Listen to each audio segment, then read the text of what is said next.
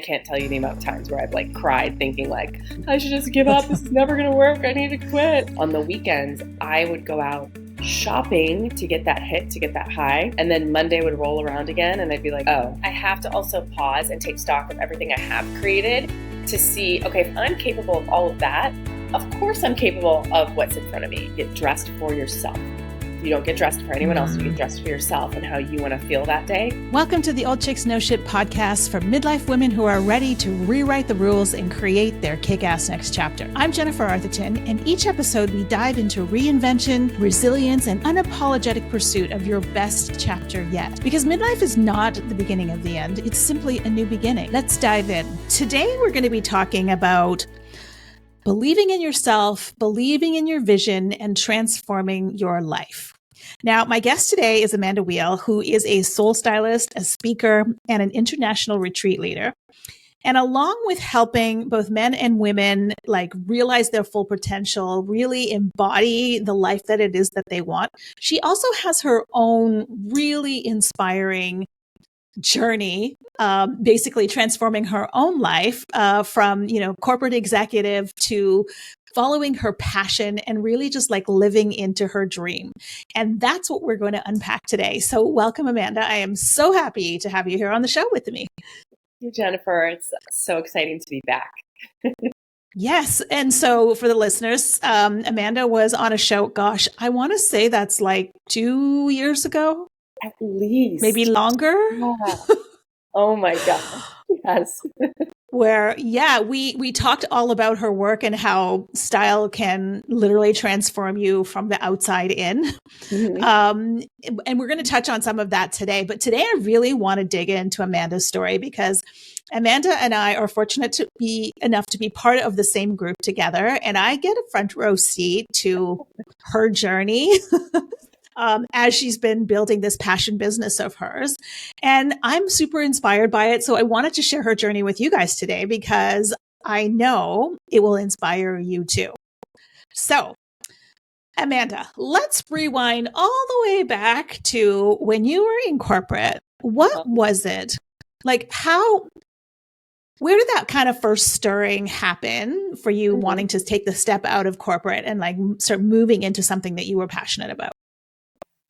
Well, it's interesting because I have always loved style. I've always loved clothes. I've always loved to go shopping.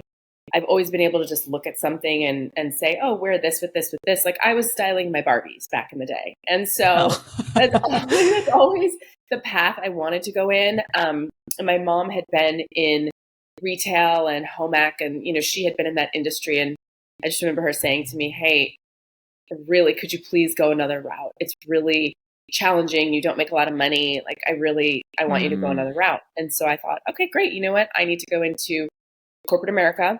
I need to go be a big executive. I need to have a big job at a big company. And that would make me feel really important.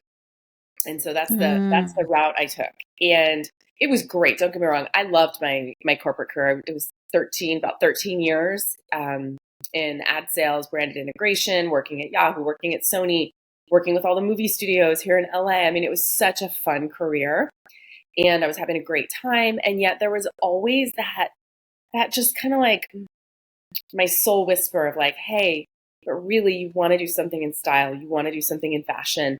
And I just had all these stories that I couldn't make a lot of money, that it was a stupid career. I'd gone to college, great education. Like, why would I go dress people? Like, and I really hate to admit that, yet that's what I thought. And I started going on my own leadership, emotional intelligence journey, just to start to get to know myself better and to kind of dive deeper into my soul and realize, who am I really? What do I want?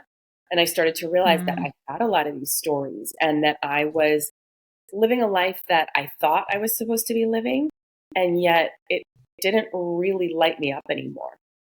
And it was interesting because on the weekends, I would go out shopping for enjoyment to get that hit, to get that high.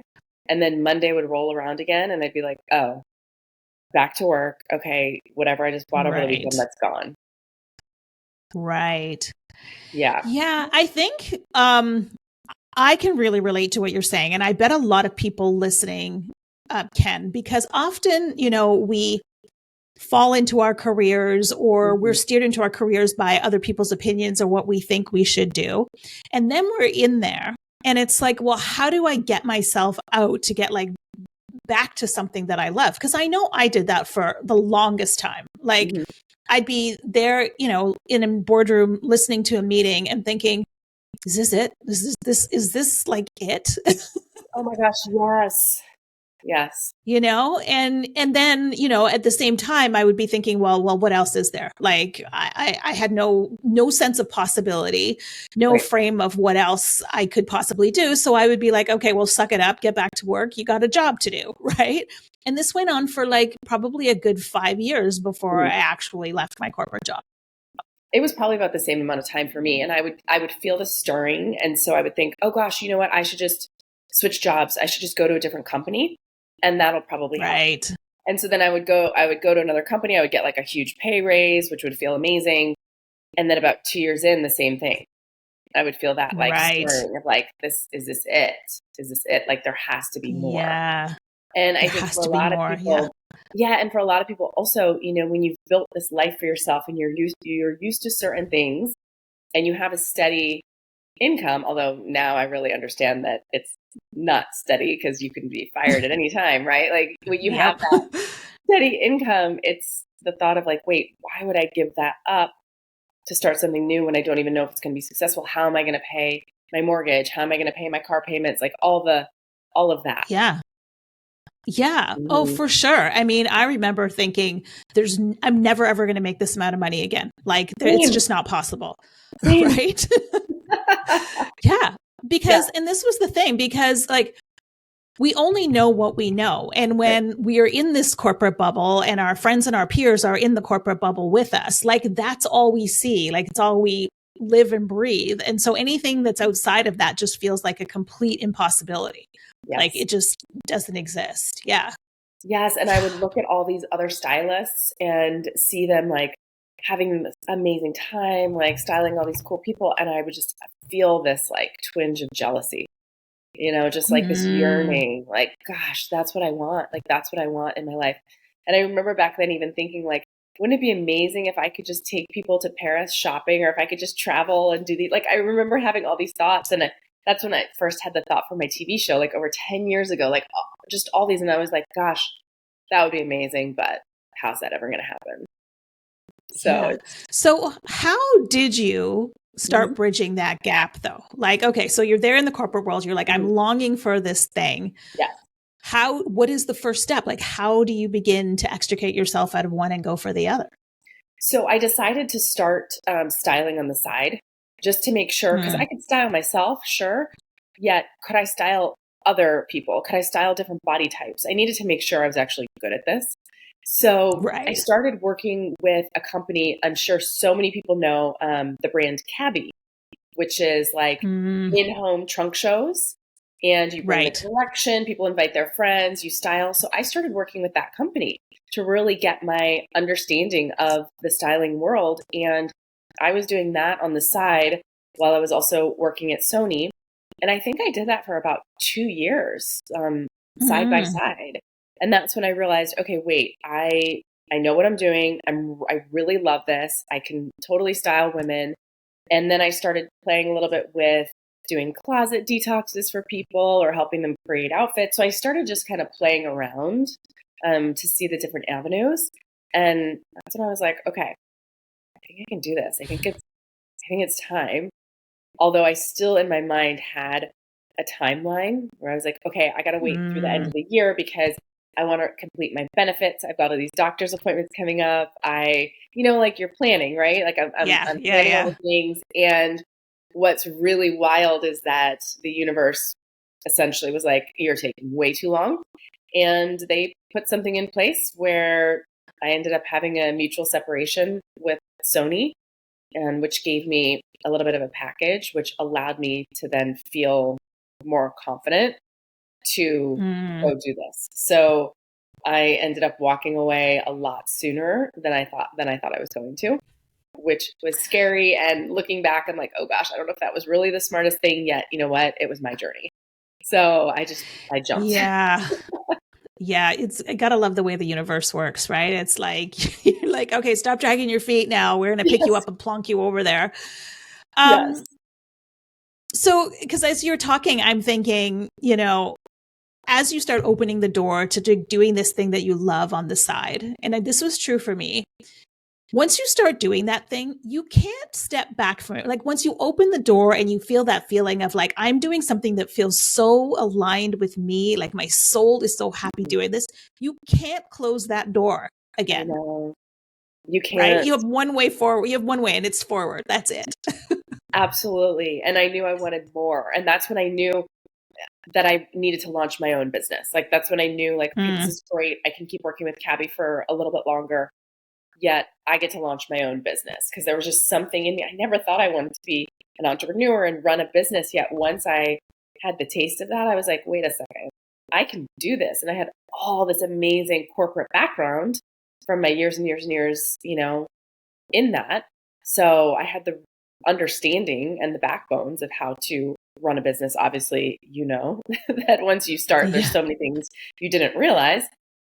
Yet at Yep. least I felt like I had a good, I feel like I had been to like high school on running a business, right? Maybe not necessarily Right. college yet, but at least I had enough to figure it out. Yeah. Mhm. Because the other thing that I know to be true for me, and I see this with my clients as well too, is that once you step into the thing that it is that you want to do, you realize that all the things that you had been doing are actually like lined up perfectly to support where it is that you want to go. But you couldn't see it until you made that step forward, right? Completely. Completely. And I think that also like every year in business, I really start to understand more and more and more the journey and how everything is coming to fruition exactly when it's meant to come to fruition. Like, for instance, the retreats that I Yes. do now, I could not have done those 4 years ago when I initially wanted to. I wasn't ready yet. The TV show, I couldn't have done that 2 years ago. I wasn't ready yet. I hadn't done the retreats yet. So I'm really starting to see how when you have a grandiose vision, which is so beautiful, I really am seeing how the universe is like, okay, here's the next step. Here's the next step. Here's the next step. And I'm learning how to trust that instead Mm, of being frustrated that it's not here yet. That's something that I've yes. really had to rewire in myself to let go of the frustration because it's coming. That vision is coming. I don't know the exact timing, yet I trust that it's all unfolding in divine time so that the perfect people are in my life and so that I have the perfect education and understanding for that. Yeah, that is so true. And I know this to be true for myself as well. Like everything is happening in perfect divine timing. Yeah. And our job is literally just to hold the vision of what it is that we know that we want. So you've had your vision for a very, very long time before you acted on it. How do you stay true to the vision? Because it's easy when we start getting into the things and, things aren't going the way, that we want them to go, or somebody tells us, well, that's not even possible or whatever it is. And it can sometimes like cut us off from our vision where we go, Yeah. oh yeah, I was just like daydreaming or it was a pipe dream. Like, so how do you stay true to your vision? And do you have like certain practices or things that you do that help you just like stay in it? Gosh, that's such a good question. Because on this journey, on this road, I mean, I left corporate. How often did I leave? 8 years ago. I lose track of time. I think 7 or 8 years ago, I left corporate. I don't even know. And yeah, at first you're so excited and you're like, I've got this. And then boom, there's a setback and it's, whoa, like it really can rock your world. And when I was first starting out on this journey, those little events would definitely throw me for a loop. Like they would take me out for a long time. And I would want to quit and I would start looking for jobs again in corporate. And I mean, I can't tell you the amount of times where I've like cried thinking like, I should just give up. This is never going to work. I need to quit. And I think what it is always having a mentor, number one, like someone who I really trust and someone who can see the vision that's even bigger than my vision. That's been really important for me along this journey. And I've had a couple of different mentors who have been perfect for exactly where I was at that point. And then there's something in me that knows when it's time for the next mentor. It's really beautiful. But yeah, someone that, holds you high and who's not just going to say, yeah, you're right, go back to corporate. This is really hard. But someone who's like, wait, let's get you back. So initially it was weighing, I needed to weigh on my mentors a lot. Like I needed to weigh on someone outside of me to get me back in my vision. And then I think just as I've been on this journey, every success, every new client, every retreat, every win along the way, I think that just keeps adding and adding and adding to my confidence. And obviously, the work that we do with Kismet, and just really like when things come up or when I start to question, now really pausing, closing my eyes and asking myself, well, what's really going on within me? Like what is causing this hiccup? Where's the lesson? How can I grow from this? So instead of seeing it as a setback, now I see it as, how can I grow from this? And that has just taken years and years and years of pausing and asking that question and not allowing myself to be the victim, and really like seeing it as a great opportunity to step into the next version of me. And I think also just closing my eyes in the morning and visualizing, saying my mantras, having that quiet calm in the morning. And also knowing on the days that are really, really hard that sometimes I just need to take a break. That I don't need to give up. I just maybe need to go take a nap. Maybe I need to just pause for the day. And it's like a muscle that I've had to build over the years. And now it's getting easier for me to really get myself back into it. And just like look for the signs and and of course I still have the days where I'm like, I don't know if this is ever going to happen, but then I'm like, snap out of it, girlfriend. What are you talking about? And also, you know what else is so good too, I think, is just like pausing sometimes and reflecting back on everything I have accomplished. That really helps me a lot, because I'll think about, hey, remember when I was the girl that just wanted to have one-on-one clients? Remember when I just wanted to be, taking people shopping? Remember when I wanted to have a retreat and now I've had 2, right? So it's like, I have to also pause and take stock of everything I have created to see, okay, if I'm capable of all of that, of course I'm capable of what's in front of me, like 100%. Yeah. Yeah. And I love that you just referenced it like, building a muscle or like an ongoing practice, because this journey, and as much as I wish it wasn't, is not an overnight success. It is like showing up every day, doing the work. Yes. And like you, like on this journey, like I have so many times I've been like, okay, that's it. I quit. I'm going to like go back to it, go get a job somewhere because this is too hard. I can't do it. So I actually allow myself to quit. I'm like, okay, you can quit. Go ahead. And I will quit for an hour or 2 hours or 4 hours. But then I always come back because I'm like, yeah, but I don't want that. I want this. Right. Right. Totally. Yeah. It's just like showing up. It's like, okay, what's in front of me today? Like, how do I, so, for anybody listening, like wherever you are on this journey, like to whatever desire it is that you have for your life, like, just know, and you mentioned this as well too, Amanda, is like trusting in your vision, like trusting that you have what it takes to just show up every day. Because every day you go a couple steps forward, right? And then you, like you said, you look back and you're like, oh my goodness, look where I started and look how far I am now. Right. Right. Right. Yeah. And I think that's also the thing. You have to become your biggest cheerleader. And for the longest time, I used to look for outside validation. I wanted the outside validation. I wanted someone to tell me that I was doing a great job. I wanted someone to watch my latest podcast and say, hey, that was amazing. That was so good. I needed that. Now, I mean, of course, that still feels great. Yeah. Don't get me wrong. I love that. Of course. Yet it's different. I don't expect it anymore. I don't jump off of like a big radio show and look to see if my mom texted me, you did great. I don't need to do that. That used to mean, right? I needed that in the past. And now I just know. I'm like, I'll get off and I'll be like, that was an awesome freaking radio show. I just nailed it. That was great. Yeah. All right, let's go. What's next? Like, it's different now. Yeah. And that's so true. Like, because, well, and it's like when we're kids, right? Like you need somebody just to like, you can do this until you're like, oh, wait, I can do this. And this is where like developing that unwavering belief in yourself. And again, this is not an overnight process, like by any stretch of the imagination, but day by day, like, action by action, building the belief so that more and more your vision just like it feels that much more solid because like you believe in yourself more, you believe in the vision more, you believe in possibility more, right? 100%. And I also think that like, as long as you don't quit, I know we joke about how we give ourselves permission to quit. As long as you really don't quit, then you're not a failure. Like nothing will ever be a failure, even if you have. I mean, I have had definite failures in my career. Like things have gone wrong in my career, yet that doesn't make me a failure.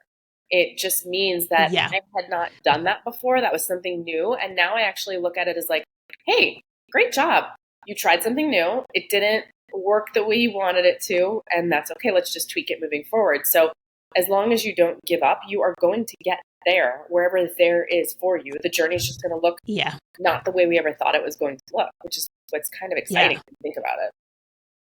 Well, yeah, because like early on in my journey, I actually did talk myself into going and getting another corporate job because I was like, I'm going to become like this old spinster lady with no home because I just can't make enough money doing this. This was my belief back then. Right. And so I actually went out and I got a corporate job, and on paper, this was like the perfect job. And I was like, oh, look, the universe agrees with me. Look, it brought me the perfect job. Right. Oh, yeah. I get into this job and literally probably a month in, I was like, oh my God, what did I do? Right. Like, what did I do? And instead of like, like I could have looked at that as being like, oh, that was a huge mistake. You wasted all this time, yada, yada. I ended up having to go tell them I'm not a good fit for this job and like extricate myself from it. But what I realized was that was actually the perfect thing that could have happened, because what it did is solidified my belief on what it was I was going for in the first place. So I had to go back to experience what I didn't want so that I could really start to believe in what it is I did want. So to your point, there are no mistakes. Like everything is unfolding exactly as it should have. Yeah, that's beautiful. That's a beautiful reminder. Isn't it? Right. Absolutely. And I also think like certain things come along to strengthen an area that needs to be strengthened a little bit more. So maybe there's an area of faith that we need to deepen. And so the universe is like, well, here you go. Let's just get through it, figure it out. And then you've strengthened that muscle. Yeah.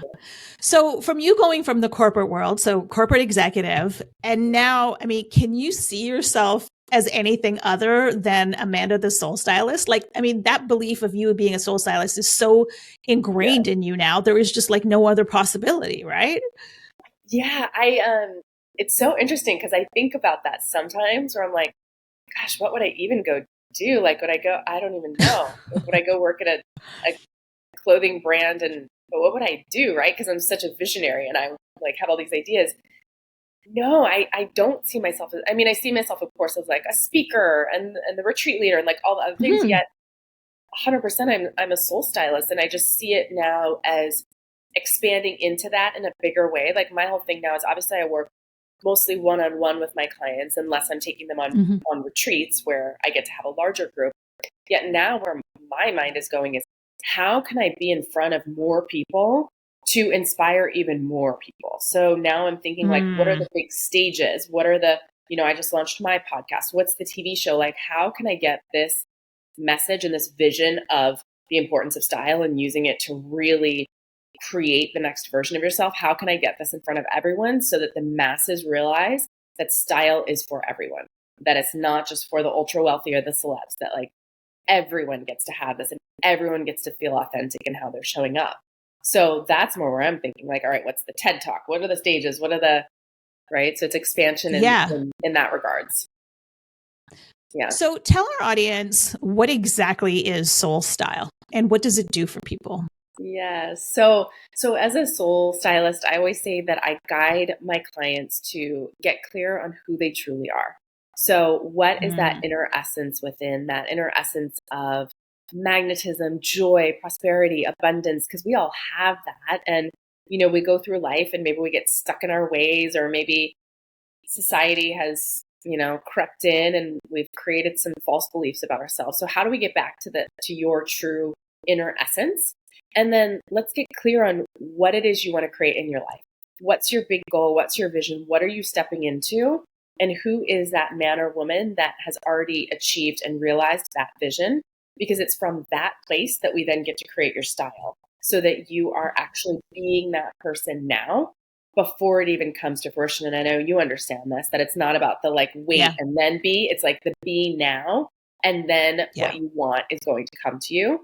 So it's really using style as the tool for manifestation. Oh, I love that. I love that. Because I noticed this for myself, like long before I met you, was like, when I left the corporate world, I literally couldn't touch anything in my closet, like any of the suits or anything like that, because it was just like, it felt like stepping back into an old version of myself. Yes. But the problem I had was I didn't know, okay, well, if I'm not wearing this, because my whole 25 years were wearing this particular style, right? Like if I'm not doing this, like what should I be embodying? And this idea that we can like lean into the future versions of us, right? And see what feels good to that person. Like it's so fascinating to me, actually. And it's recreating your identity because, you had an identity tied into who you were in the past, just like I had an identity tied into my corporate persona as well. And I had never really given thought to who I wanted to be in the future. And it's really fun. And like you touched on it, but clothing, just like everything else, is made up of energy. So it holds that stagnant energy, holds the memories. And if you're holding on to certain pieces, then that's something to look at because it's not allowing you to fully step into the future because you're kind of stuck in the past. So there's a lot I can tell about people based on what's in their closet. Like it's the tool for me to really understand what's actually going on within. And we know that if it's showing up in your closet, it's showing up in all areas of your life. So interesting. Yeah. So why would people hold on to something? Like, let's say they have a jacket or something. Like, what causes them to want to hold on to that piece, even though it's not maybe serving them? There could be a couple things. It could be the biggest one I see is scarcity. So someone might be scared that they used to love that piece. It was their go-to piece, and they're scared that maybe they can't find something else that's better. Or maybe they're scared that if they let go of clothing, they won't have the money to buy something new.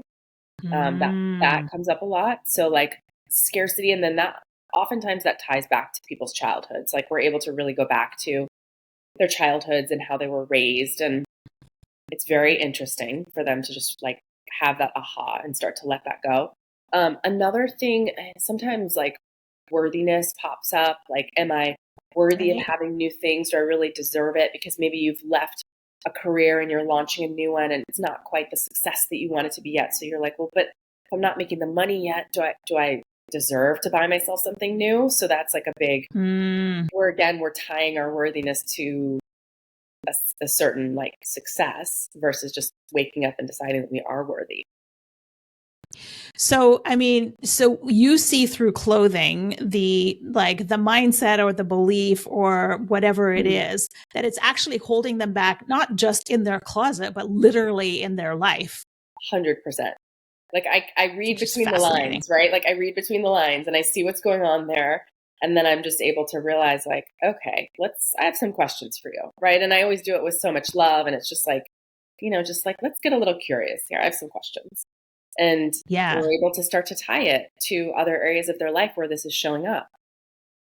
Yeah, so interesting. So, I mean, every closet has an energy, right? Like you must be able to kind of feel the energy of that closet. Like, is it aligned with who this person says they want to be, right? Yes, 100%. And it's really fascinating too with a detox. Like a lot of times there's a heaviness to people's closets.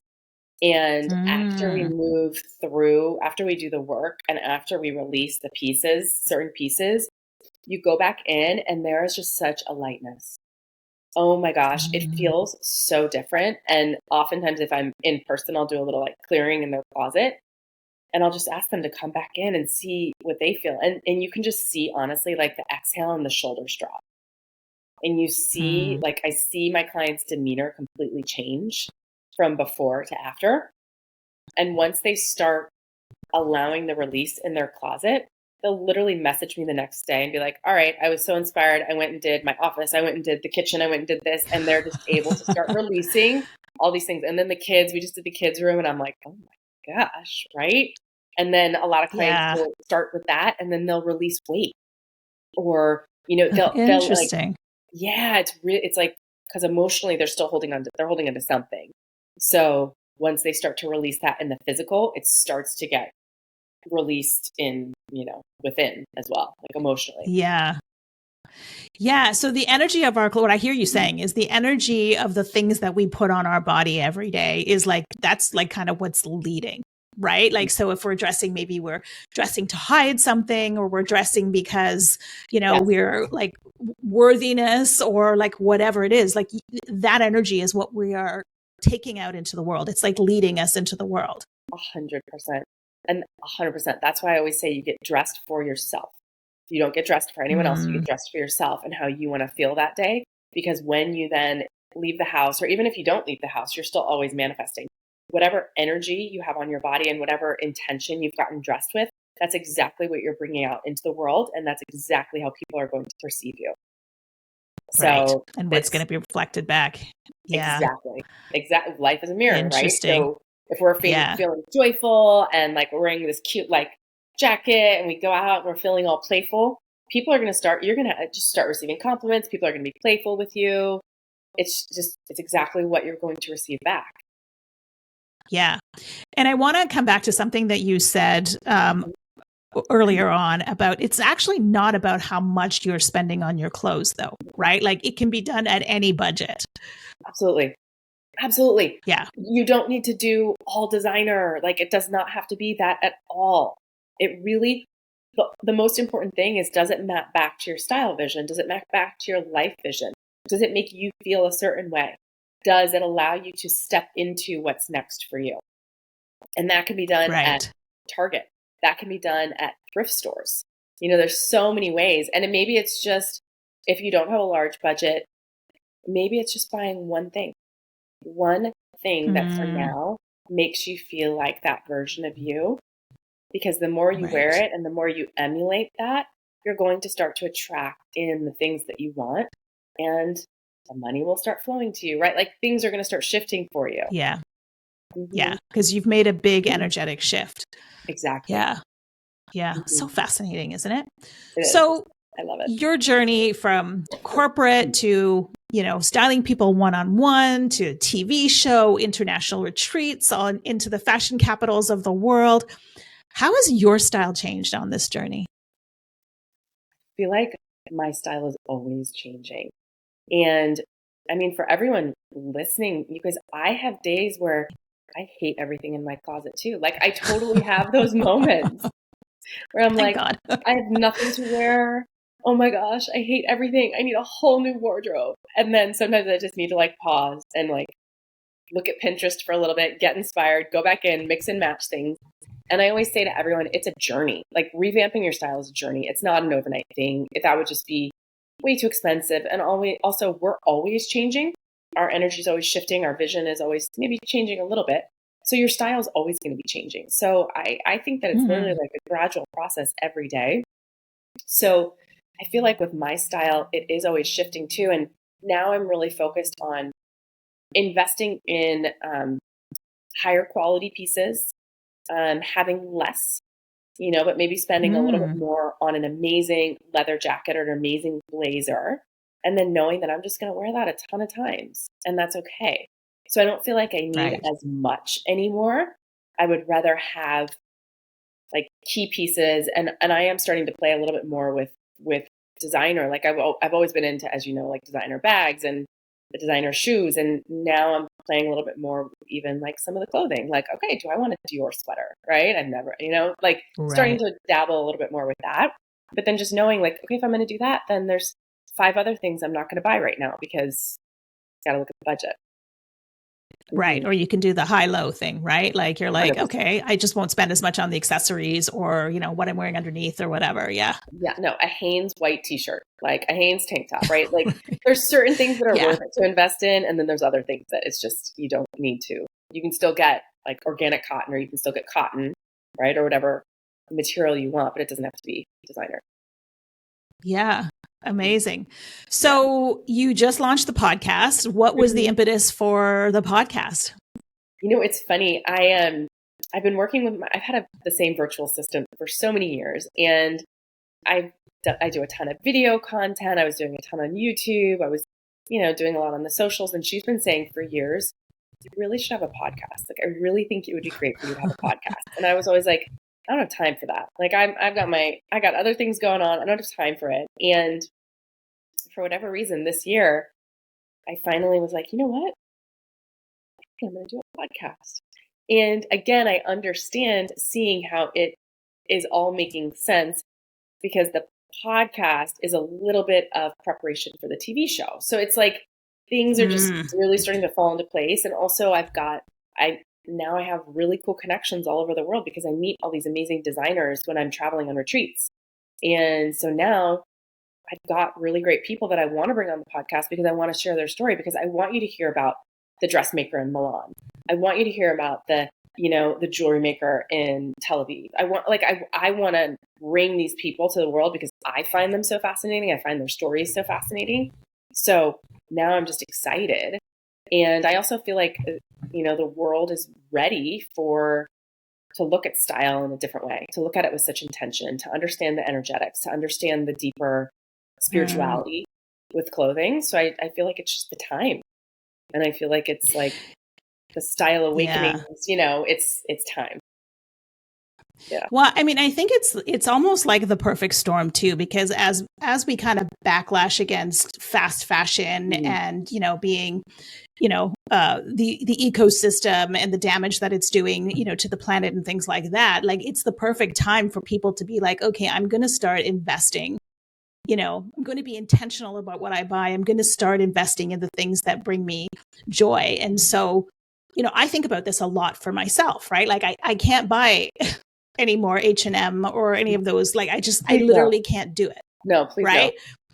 But then I'm like, well, okay, where do I even start? Like, where do I go? Which is, I think, where your podcast is kind of helpful, right? Like, is to showcase all of these different opportunities for, being intentional about where we invest in, and I will always invest in brands that have a good story to them, or the person. Like, there's something about the person, right? See, that's exactly what it is. It's like I've followed a lot of these people that I'm bringing on the show have become friends of mine, because I love their stuff so much that they have just become friends. And now we collaborate and we work together. So it's partnerships that I have too.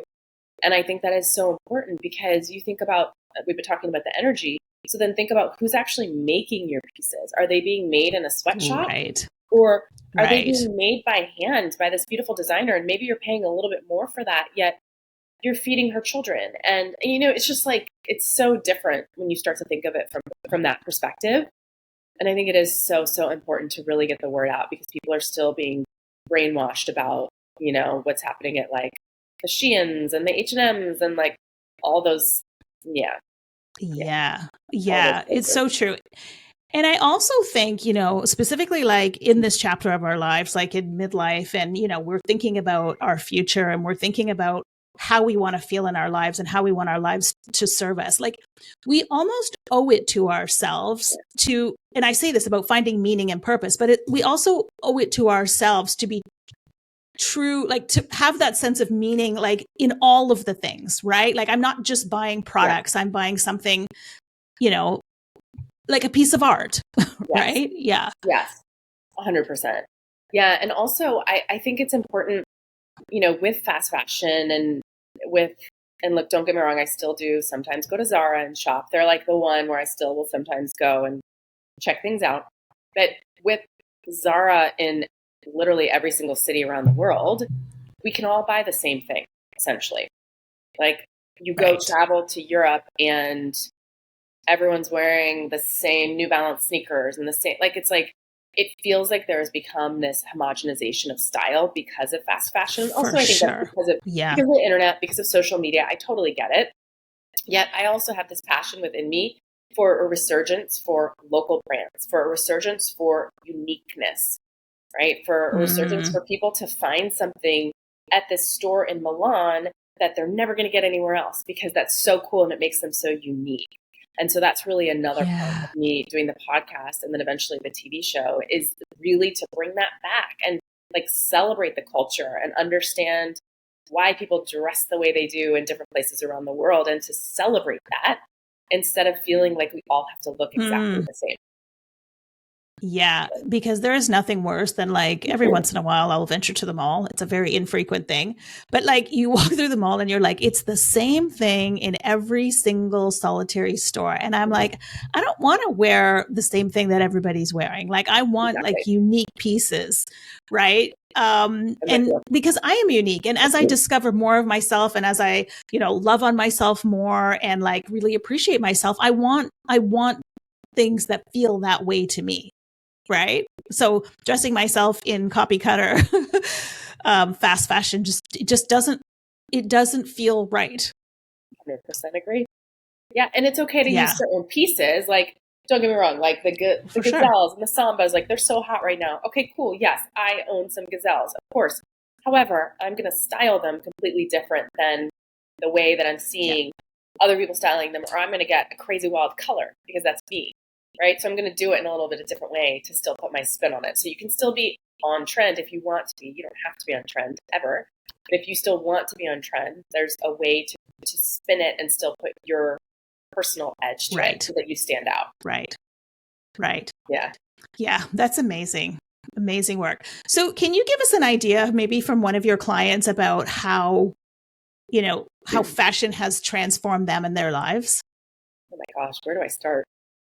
There's so many amazing stories. And I think at the end of the day, for all of my clients, what it comes down to is this renewed confidence in their self and this renewed trust in themselves that they do have the answers. They do know what they're doing. They can listen to themselves.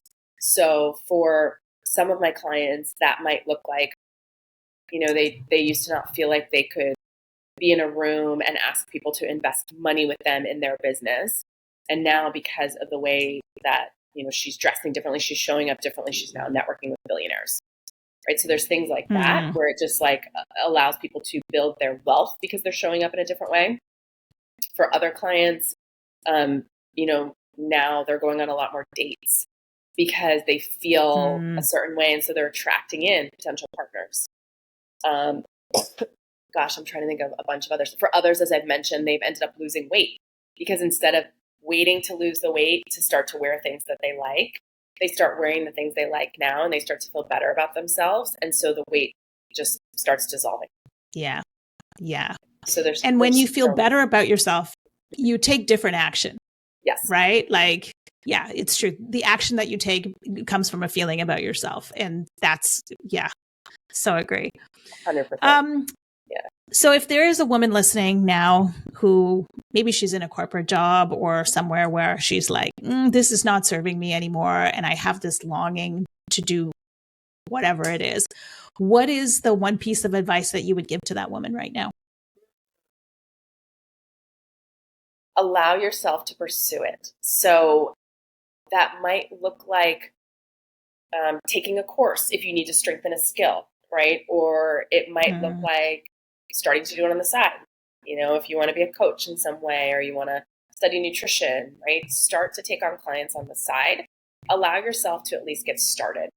Close your eyes and ask yourself, what's the next step? And each day just start asking yourself, what's the next step? What's one step that I can take today? And allow yourself to take it. So I think that's the best way is to just start taking action and then check in with yourself. Okay, did that action feel good? Is that action moving me forward? Just so that you're at least doing something. Yeah.